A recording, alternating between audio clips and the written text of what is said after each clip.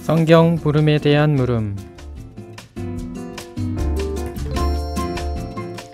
이 코너는 가톨릭 신자들이 신앙생활을 하며 느꼈던 성서적인 물음에 대해서 살펴보고 다시 한번 신자들에게 새로운 신앙적 물음을 던짐으로써 묵상해보는 시간입니다.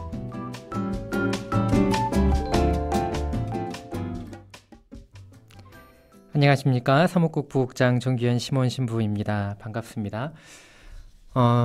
지난주에는 저 혼자 방송을 했는데 오늘은 지난달에 이어서 여정봉사자회 같은 분들이 또 함께 해주셨습니다. 어서 오십시오. 네, 안녕하세요. 네, 안녕하세요. 네. 반갑습니다. 네, 지난주에 좀 외로웠습니다. 네,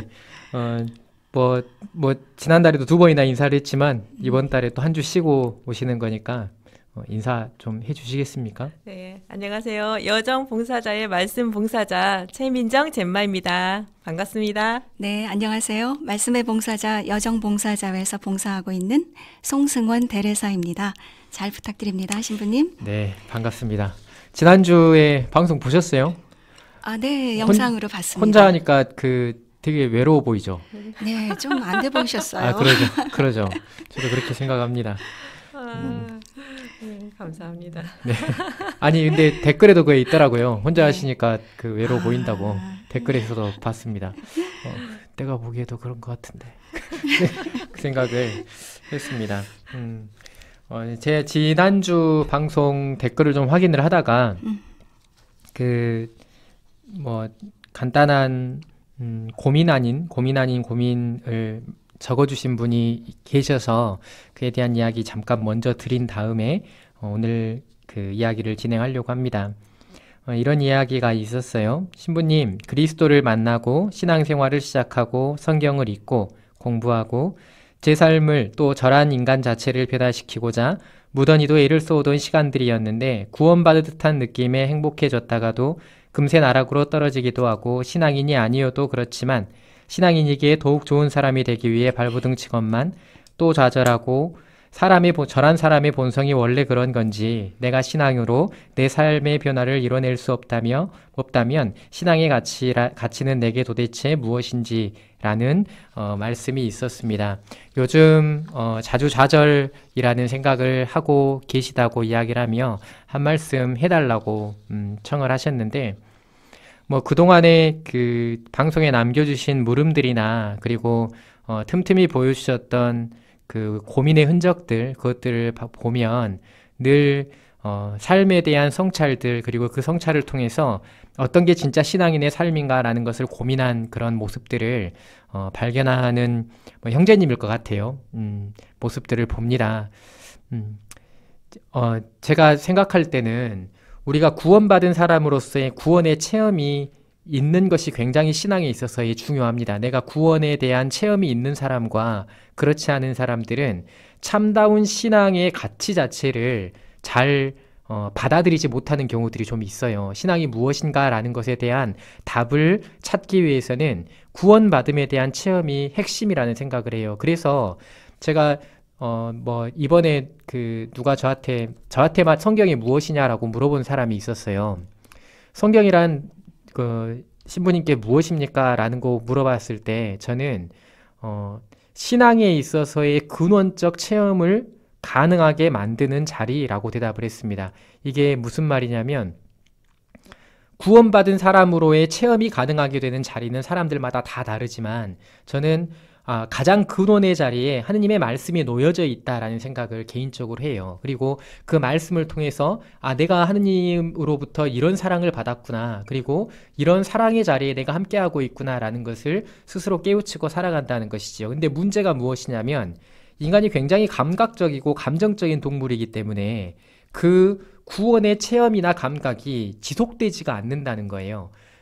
많은 경우 생각해 보시면 그럴 겁니다. 내가 하느님의 사랑을 받고 있구나라는 그런 절실하고 뼈저린 체감들, 그런 느낌들 후에 이 느낌이 오랫동안 지속되지 않고 금방금방 사라져버리는 그런 경험들이 저는 누구나 있을 거라고 생각을 해요. 구원을 확신하는 사람들, 그런 사람들이 더욱 더 많이 느끼는 그런 감정들이라고 생각을 합니다. 이것은 누구나 공통적으로 느낄 수밖에 없는 고민들이라고 생각을 해요. 저 역시 마찬가지고요. 그런데 제가 이 감각을 남겨주신 형제님께 드릴 수 있는 말씀은 정말로 신앙생활을 잘 해나가고 계신다라는 말씀입니다. 이런 고민들이 있어야만 조금 더 내가 신앙적인 삶에서 벗어나지 않을 수 있도록 내가 구원받은 삶을 살아가고 있다라는 그 감각을 계속해서 지속하고 계속해서 더 유지할 수 있도록 본인을 책은지라는 굉장히 중요한 모습이 될 것이다라는 말씀을 드리고 싶어요. 좌절이라는 것에 너무 크게 개의치 마시고 나에게 느껴지는 그런 주저앉음의 감각들이 나를 다시금 일으키는 동력이나 힘이 되구나라는 것을 우리가 늘 생각을 하면서 옛날 성인들도 그랬대요. 기도를 하다가 하느님이 느껴지지 않는 경우들, 그런 감각적인 체험들을 느낄 때 그 성인들은 기도할 때 뭐라고 불렀냐면 어둠 밤의 시기라고 이야기를 했습니다. 하느님이 부재한 듯 느껴지는 그런 때가 지나고 나서야 정말 더욱더 절실하게 빛나는 하느님에 대한 체험을 할 수 있다라고 성인들도 이야기를 하지요. 그만큼 우리에게 그 좌절의 경험들, 좌절의 시간들, 조금 내가 신앙인으로 옳은 삶을 살아가고 있는가라는 스스로에 대한 질문들, 이런 것들은 우리 신앙에 꼭 필요한 것이다라고 말씀을 드리고 싶고, 진짜 정말 잘 살아가고 계신다라는 말씀도 덧붙여서 해드리고 싶습니다. 도입말로 하려고 했는데 좀 길게 해버렸네요. 네, 아무튼 힘내시길 바라고, 그 힘내는 그 마음이 우리 삶에 정말 필요하다라는 그런 말씀도 나눠드립니다. 자, 오늘 함께 나눌 이야기는 중풍병자 치유사화인데 이런 물음이 있었습니다. 중풍병자 치유사화에서 너는 죄를 용서받았다라는 말씀과 일어나 걸어가라 라는 말씀이 다르다는 것을 말씀하시는데 어떤 차이가 있나요? 라는 물음이 있었어요. 이것도 루카조에서 있었던 물음입니다. 이런 물음이 있었습니다. 자, 이 복음의 내용은 공간복음 모두에 등장하는 사화로 예수님의 신원과 권한을 드러내는 유명한 사화지요. 가장 먼저 쓰여진 설화가 가장 최초에 보도되어지는 최초의 설화다라고 말할 수는 없겠지만, 그럼에도 가장 먼저 쓰여졌다라고 하는 마르코 복음서를 토대로 이야기를 진행을 하겠습니다. 마르코 복음의 해당 구절을 먼저 읽어보겠습니다. 굉장히 길어요. 그래서 두 분께서 나누어서 해당 구절을 한번 읽어주시면 감사하겠습니다. 네, 마르코복음 2장 1절부터 12절 말씀입니다. 며칠 뒤에 예수께서는 다시 가파르나움으로 가셨다. 예수께서 집에 계시다는 말이 퍼지자 많은 사람이 모여들어 마침내 문 앞에까지 빈틈없이 들어섰다. 그리고 예수께서는 그들에게 하느님의 말씀을 전하고 계셨다. 그때 어떤 중풍병자를 4사람이 들고 왔다. 그러나 사람들이 너무 많아 예수께 가까이 데려갈 수가 없었다. 그래서 예수가 계신 바로 위에 지붕을 벗겨 구멍을 내고 중풍병자를 요에 눕힌 채 예수 앞에 달아 내려보냈다. 예수께서는 그들의 믿음을 보시고 중풍병자에게 너는 죄를 용서받았다 하고 말씀하셨다. 거기 앉아있던 율법학자 몇 사람이 속으로 이 사람이 어떻게 감히 이런 말을 하여 하느님을 모독하는가? 하느님 말고 누가 죄를 용서할 수 있단 말인가? 하며 중얼거렸다. 예수께서 그들의 생각을 알아채시고 이렇게 말씀하셨다. 어찌하여 너희는 그런 생각을 품고 있느냐? 중풍병자에게 너는 죄를 용서받았다 하는 것과 일어나 내 요를 걷어가지고 걸어가거라 하는 것과 어느 편이 더 쉽겠느냐? 이제 땅에서 죄를 용서하는 권한이 사람의 아들에게 있다는 것을 보여주겠다. 그리고 나서 중풍병자에게 내가 말하는 대로 하여라. 일어나 요를 걷어가지고 집으로 가거라 하고 말씀하셨다. 중풍병자는 사람들이 보는 앞에서 벌떡 일어나 곧 요를 걷어가지고 나갔다. 그러자 모두들 몹시 놀라서 이런 일은 정말 처음 보는 일이다 하며 하느님을 찬양하였다. 여러분은 지금 성경 물음에 대한 물음을 함께 하고 계십니다. 오늘은 말씀 봉사자, 여정 봉사자회의 선생님들과 함께하고 있습니다. 자, 오늘 이 이야기, 복음의 상황을 보면 마르코 복음서는 이 이야기를 2장에서 보도를 해요. 마테오 복음서는 아마 5장이었던 것으로 기억하고 루카 복음서는 9장이었던 걸로 기억을 하는데 정확하진 않습니다. 네. 마르코 복음서 2장이라는 것, 마르코 복음서는 복음서의 특징도 그렇고, 그리고 전개가 굉장히 빠르죠. 전개가 굉장히 빠른데, 2장이면 공생활을 시작한 지, 유혹을 받으시고 공생활을 시작한 지 얼마 되지 않았을 때예요. 그러니까 아마도 마르코 복음서의 보도에 따르면 예수님은 활동을 시작할 무렵부터 굉장히 많은 인기를 얻었었던 것 같아요. 굉장히 많은 사람들의 지지와 호응을 받았던 것 같고, 카파르나움에 있는 집에 들어가셨을 때의 일입니다. 카파르나움에 있는 집에 들어가셨는데 굉장히 잘 아는 장소가 있죠. 카파르나움의 집이라고 하면 시몬의 장모의 집이 놓여 있었던 곳이고, 요한복음에 따르면 생명의 빵에 대한 가르침을 주셨던 그 회당이 있었던 자리입니다. 그래서 우리가 뭐 이스라엘 가보셨을 테니까 아시겠지만, 시몬의 장모의 집이라는 곳에 지붕을 벗겨낸 자리다라고 하면서 유리를 이렇게 놓은 그 집을 우리는 볼 수가 있죠. 근데 여기에서 이 집에 대해서 학자들이 굉장히 여러 가지 의견들을 내놓고 있어요.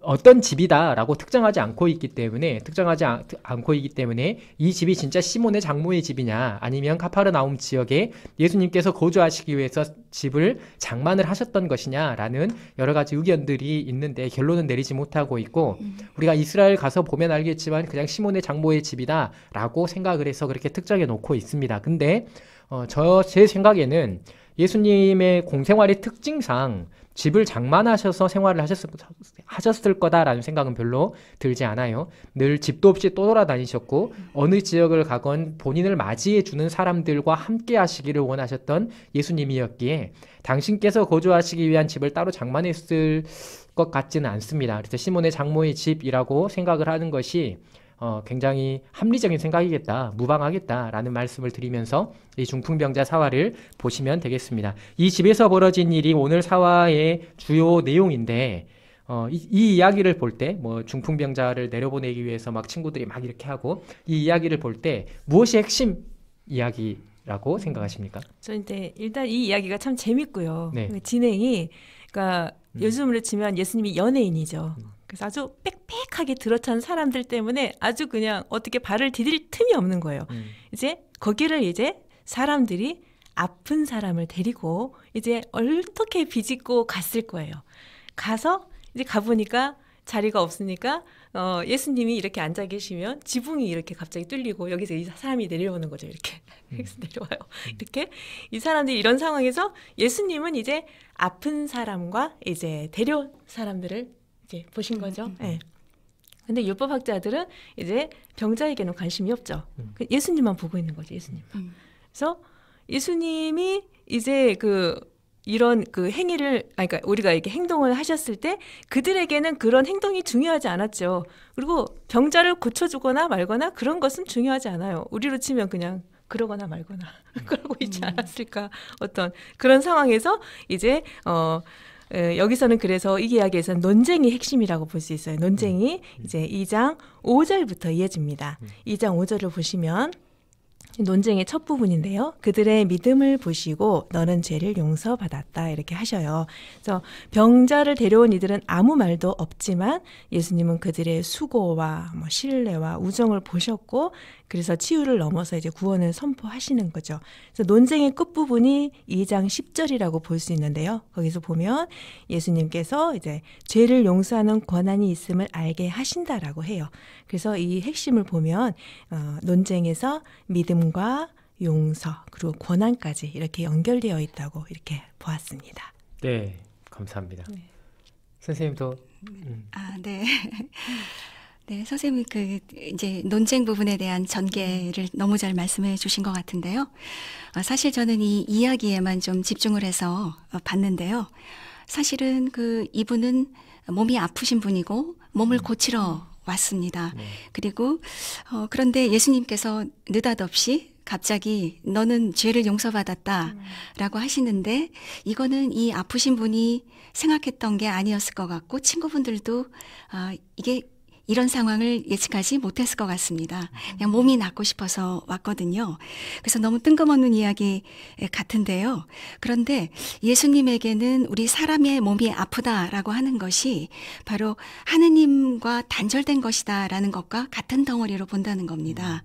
그렇기 때문에 이 죄라고 하는 것이 인간과 하느님이 이 분리된 상태에 있다라는 거라고 본다면 죄를 용서받았다라고 하는 것은 이제 너는 더 이상 하느님과 분리된 존재가 아니다라고 선포해 주시는 것이거든요. 그래서 이거를 그럼 누가 할 수 있느냐? 그럼 하느님의 영역이거든요. 그래서 아까 신부님께서 말씀하신 것처럼 이거는 예수님의 신적인 권위, 이거를 드러내고 싶어하는 이야기일 것 같고요. 아까 또 신부님께서 마르코 복음서가 굉장히 빠르게 전개되는 그런 복음서다라고 말씀하셨는데 이 복음서를 읽다 보면 내내 우리 제 등을 떠미는 것 같은 느낌을 받습니다. 그러니까 빨리 믿어야 될 것 같고 예수님이 그리스도이시고 하느님의 아드님이시고 복음이 시작됐으니 빨리 믿어야 될 것 같은 느낌을 받거든요. 그래서 이 이야기도 마찬가지로 우리 마르코 복음사가가 의도하고 있는 바를 지금 다시 한번 알려주고 기억하게 하고 그리고 확신하게끔 이끌어가는 이야기가 아닐까 생각해 봤습니다. 네. 네. 좋은 말씀 감사합니다. 말씀하신 대로 이 설화를 불투만이라는 개신교 신학자는 논쟁설화라고 실제로 그렇게 주장을 했어요. 예수님의 논쟁설화가 굉장히 여러 가지가 놓여지는데 대부분의 논쟁설화가 이 논쟁을 통해서 합리적인 그 추론 과정을 통해 예수님이 어떤 분이다라는 것을 밝히는 것에 있다면 마르코 복음이 가지고 있는 논쟁설화의 특징은 논쟁을 통한 이 논쟁 자체 곧 이 대화의 중심을 두는 것이 아니라 대화 끝에 나오는 예수님의 선포와 말씀의 중심을 두고 있다라고 마르코 복음의 논쟁설화의 특징에 대해서 보통 학자들이 구분을 합니다. 그렇게 본다면 이 논쟁설화적인 특징으로 보자면 이 설화가 이끌어가져 가는 동안에 마지막에 나온 예수님께서 이제 사람의 아들이 죄를 용서하는 권한이 있다는 것을 너희에게 알려주겠다라는 이 말씀이 그 중심에 있는 말씀이 되는 거죠. 그래서 이 전체적인 흐름과 맥락에 대한 해석을 잘 해주셨고 어찌됐든 중요한 것은 이 설화를 볼 때 보통 사람들이 묵상하거나 생각을 하는 과정에서 중심에 두는 것이 믿음과 구원의 상관관계 아니면 예수님이 누구이신가, 예수님이라는 신원, 그리고 그 신원에 따른 믿음을 갖게 되는 그런 과정, 이 두 가지 가운데 하나로 보통 많이 묵상을 해요. 보통 많이 묵상을 하는데 그것에 대한 이야기를 하기 위해서 기적이라는 것이 복음서에 이야기하는 기적이라는 것이 무슨 의미를 가지고 있다라는 것에 대해서 좀 이야기를 해보고 싶어요. 먼저 기적 우리가 말씀 많이 가르치니까 예수님의 기적 사건 세메이온이라고 부르는 혹은 디나미스라고 부르는 이 기적이라고 부르는 이 말이 의미하고 있는 것이 뭔가요? 네. 질문을 주셨었기 때문에 신학사전에서 두 가지를 찾았습니다. 네. 두 가지. 첫 번째, 기적은 구원의 표징입니다. 우리에게는 이런 말이 익숙한데 신자가 아닌 분들은 익숙하지 않겠지만 우리에게는 좀 익숙하죠. 기적은 구원의 표징입니다. 예수님은 기적으로 예언자들이 선포했던 메시아 왕국이 당신 안에 현존해 있음을 보여주셨습니다. 그래서 사람들의 이목을 당신과 복음에 집중시키셨고 예수님이 누구이신지 묻게 하셨습니다. 두 번째, 기적에 선행하는 것은 신앙입니다. 기적은 회개와 신앙을 일깨워 주려는 의도를 가지고 있어요. 네. 그래서 무딘 마음, 자만심, 질투심 등이 있으면 기적의 증거를 거절하게 하고 말씀의 문을 닫아버리는 사람에게 이 표징은 절대 이해할 수 없는 것이 됩니다. 네, 좋습니다. 다른 거 또 혹시 다른 생각은 있으신가요? 아니, 신학 사전에서 검색을 하셨기 때문에 제가 덧붙일 말이 더 이상 없을 것 같은데요. 그래서 제가 찾았는데 이거 두 가지면 되겠다고 하셔가지고 두 가지만 읽었습니다. 그래서 제가 나중에 우리가 성경 공부할 때 보면 참고서적을 많이 보잖아요. 네네. 거기에 보면 지금 신부님께서 말씀하신 그 그리스어가 계속 나옵니다. 디나미스, 그다음에 세메이온 이런 말이 나오는데 제가 검색한 거는 이 디나미스라는 말이 보통 우리말로는 권능 네. 이렇게 번역이 되는데 거기에서 제가 발견한 거는 우리가 쓰는 그 건설 현장에서 쓰는 다이너마이트.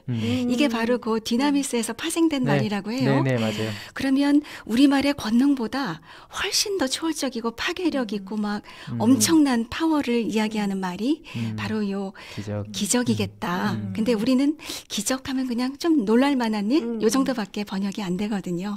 네. 그래요. 성서적으로 생각해 보자면 기적이라는 것은요, 하느님의 말씀이 드러나는 자리입니다. 그러니까 이게 무슨 말이냐면, 우리가 기적하면 아주 신비스러운 일을 통해서 믿음을 초대하고, 그리고 믿는 사람들에게 이루어지는 어떤 놀라운 변화라고 해석을 많이 해요. 그러니까 지금 신학사전에 나온 해석이 바로 그런 겁니다.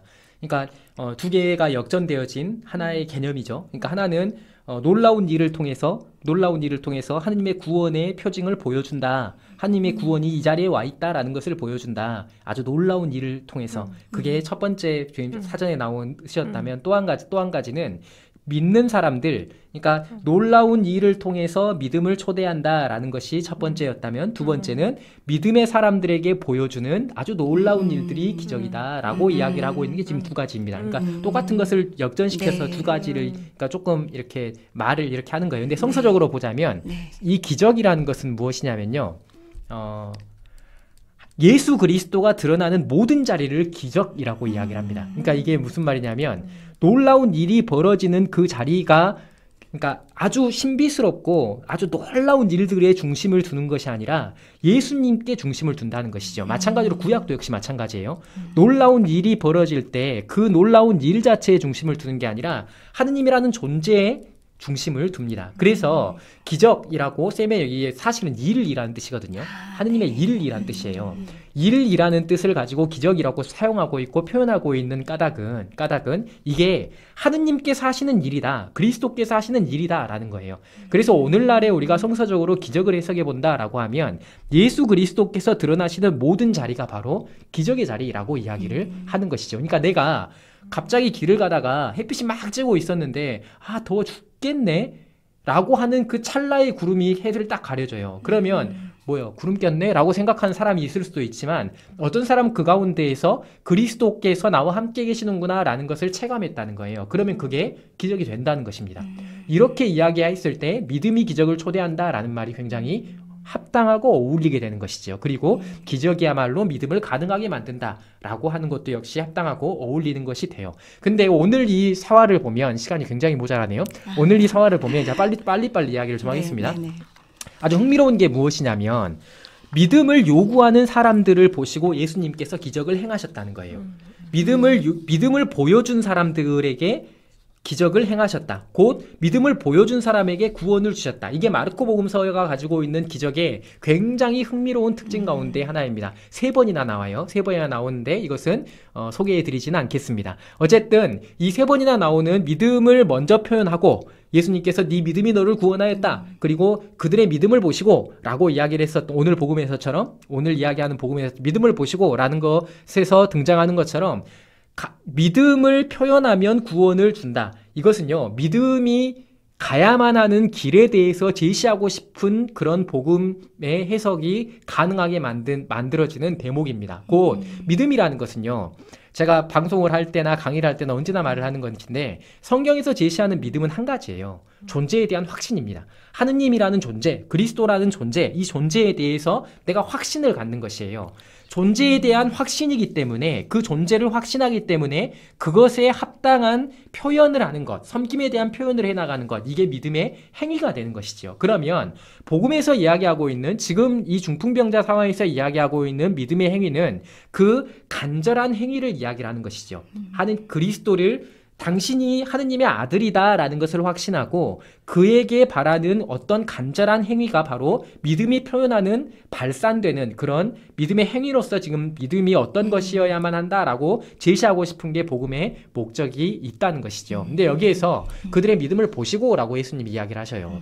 여기에서 호라오라는 동사를 사용을 하는데, 이 동사의 분사형이거든요. 이 동사는 그냥 눈으로 인지하는 상태로의 본다라는 뜻이 아니에요. 신적인 인지 능력을 말하는 것입니다. 그러니까 내면 안에 있는 그들의 의도, 그들의 생각, 이것을 본다 라는 그 인지할 수 있는 그런 감각을 이야기하는 것이 이 호라오라는 분사 구문이 가리키는 것이에요. 그러니까 믿음을 보시고, 그러니까 외면적으로는 예수님이 바라봤던 것은 막 지붕을 막 훑어내고, 지붕을 훑어내는 과정에서 그 기와 벗기고, 그리고 나서 집으로 되어 있는 것들 벗기고 흙으로 되어 있는 것들 벗겨냈을 때 모래가 얼마나 많이 날렸겠습니까? 주변에 있는 사람들이 얼마나 힘들었겠어요. 숨도, 지금처럼 마스크가 있는 것도 아닌데 숨도 못 쉬는 그런 상황이었을 것입니다. 그럼에도 불구하고 그들을 보았다라는 것은요, 주변 사람들에게 피해를 주고 있음에도 그들을 보았다라는 것은 그들이 내면 안에 가지고 있는 믿음이 어떤 것인지를 봤다라는 것을 말해요. 내면 안에 가지고 있는 믿음이 어떤 것인지를 보았기 때문에 그에게 놀라운 기적을 일으켰다는 것이죠. 그래서 우리의 믿음이 표현되는 방식에 대해서 우리가 이 대목에서 묵상을 한번 해볼 수가 있고, 질문에서 중요한 핵심은 일어나 가거라, 그리고 너는 죄를 용서받았다. 네. 이 둘 가운데 무엇이 더 쉬우냐라는 네. 말씀이에요. 네. 간단하게 이 말씀이 의도하고 있는 것에 대해서 생각하시는 바를 간단하게 좀 말씀해 주시죠. 시간이 별로 없다고 하는데 신부님 그냥 얘기해 주시는 게 낫지 않을까요? 지금. 아, 그래요. 그러면 제가 그러시다고 하니까 제가 말씀을 드리겠습니다. 네. 여러분들의 의견들이 다 소중하고 중요하지만 네. 네. 그래도 제가 생각하는 바대로 일단은 전개를 해드릴게요. 쉽냐? 그러니까 죄를 용서하는 것과 일어나 걸어가라 라는 것, 이 두 가지의 차이점은요, 이 두 가지의 차이점은 하나는 인지가 되는 것과 하나는 인지가 되어지지 않는다는 것이에요. 그러니까 죄를 용서했다라는 것은 눈에 보이는 현상 안에서 감각적으로 체감되어지는 것이 아니라는 것입니다. 근데 말씀 안에서 일어나 걸어가라 라는 것은 눈에 보이는 것이지요. 눈에 보이는 것이기에 이 말이 이대로 이루어졌다라는 것을 굉장히 사람들이 알게 하기가 굉장히 쉬워요. 이 측면 하나를 가지고 학자들이 굉장히 많은 의견들을 내놓았어요. 어느 것이 더 쉬우냐, 굉장히 애매한 말씀이잖아요. 실제로 원문에도 굉장히 애매하게 나와 있어요. 어느 것이 더 쉬우냐라는 이 말씀이 죄를 용서하는 권한, 이것이 더 쉽다라고 이야기하는 사람, 그리고 일어나 걸어가라 라고 이야기하는 것이 더 쉽다라고 하는 사람들이 둘 다 있다는 것이에요. 그러니까 눈에 보여지는 것을 증명하는 게 더 쉽지 않냐, 그러니까 이것이 더 쉽다고 이야기하는 것이다 라고 하는 사람이 있는 반면에 눈에 드러나지 않기 때문에 말하기가 더 쉬운 것이다 라고 말하는 사람들도 있다는 것이에요. 그런데 중요한 것은 우리가 어떤 것이 더 쉬우냐라고 했을 때 어디에 방점이 있냐라는 것이 중요한 것이 아니에요. 우리 대리사 선생님이 그 핵심을 정확하게 아까침에 답변을 하실 때 핵심을 짚으실 때 그 핵심을 짚었는데, 이게 무슨 말이냐면 죄와 병의 상관관계, 이 상관관계가 사실은요, 우리가 보통 성경은 죄 지었기 때문에 병에 걸린다, 이게 구약의 문화다, 이스라엘 사람들의 문화다, 그 사람들이 그렇게 이해를 하고 있었다라고 말하죠. 선생님들도 그렇게 알고 계시죠. 그렇게 공부를 했고. 근데 그 사람들도 바보는 아니에요. 죄를 짓지 않았어도 병에 걸린다는 것이 수천 년이 내려오는 동안에 이미 자기들의 삶에 축적이 되어 있다고요. 그러니까 공식처럼 하느님으로부터 죄를 지어야만 병에 걸린다, 병에 걸린 놈들은 다 죄 지은 놈들이다, 이것은 권력자들이 자기들의 권력을 단단하게 만들기 위한 어떤 공식이나 방법으로 사용되어지는 하나의 논리이고, 실제적으로 삶에 그게 적용되지 않는다라는 것을 경험 안에 축적이 이미 되어져 있던 것입니다. 되어져 있다는 것이에요. 그래서 이걸 본 다음에 죄와 병의 상관관계에 대해서 이야기를 하시는구나, 이렇게 이해를 할 필요는 없어요. 그런데 중요한 것은 선생님이 이야기하셨던 것처럼 무엇보다 중요한 것은 그가 누워있는 이 중풍이라는 병보다 더 앞선 것은 하느님과의 관계 회복이라는 것입니다. 그가 누워있는 상태에서 그가 믿음을 보여줬다면 그의 그 믿음은 하느님과의 관계가 회복되는 것으로 귀결되어져야만 한다는 것이지요. 그렇기에 죄가 용서받음을 통해서 그가 이제 하느님의 사람으로 다시금 살아갈 수 있는 사람이 되었다라는 것을 확인해 주는 데에 방점이 놓여져 있다라고 생각을 하셔야만 해요. 그러니까 일어나 걸어가라는 것과 죄를 용서하는 것, 어떤 것이 더 쉬우냐라고 이야기를 하셨을 때 더 쉬운 것이 도대체 둘 중에 뭘까라는 것을 고민하는 것이 아니라 죄를 용서한다라는 것이 의도하고 의미하고 가리키고 있는 것이 무엇일까라는 것을 생각하고 그것에 대해 묵상하는 것이 훨씬 더 필요하고 중요하다라는 말씀을 저는 드리고 싶다는 거죠. 학자들도 뭐가 더 쉬운지 결론을 내리지 못해요. 이 사람 어떤 사람들은 이것이 더 쉽다라고 이야기하신 것이다. 어떤 사람들은 이것이 더 쉽다라고 이야기하신 것이다라고 따로따로 이야기를 한다는 거죠. 그럼에도 불구하고 우리가 묵상하고 생각해 봐야 되는 것은 죄의 용서를 예수님께서 말씀하신 의도이며 그것을 말씀하신 의도는 일어나 걸어가라라는 이 치유의 행위보다 더 중요한 것은 하느님과의 관계가 회복되는 것. 죄의 용서를 통해서 하느님의 사람으로 다시금 살아갈 수 있게 되는 것.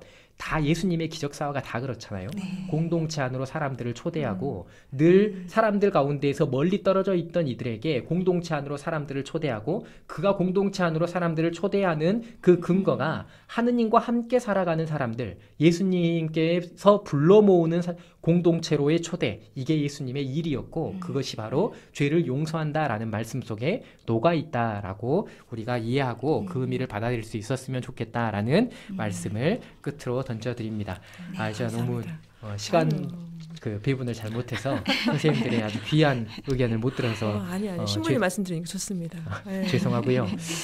그래요. 오늘도 이렇게 마치 끝으로 뭐 하실 말씀 있으신가요? 아니요, 그냥 정신없이 신부님 말씀을 그냥 뭐랄까 그냥 스펀지 빨아들이듯이 이렇게 보고 있었는데요. 이게 이 방송을 이제 이렇게도 하지만 이렇게 몇 번 들을 때마다 다르거든요. 네. 또 이제 그래서 또 다시 방송을 들어봐야 되겠다 그 생각이 들었어요. 네. 되풀이해서 들어봐야지.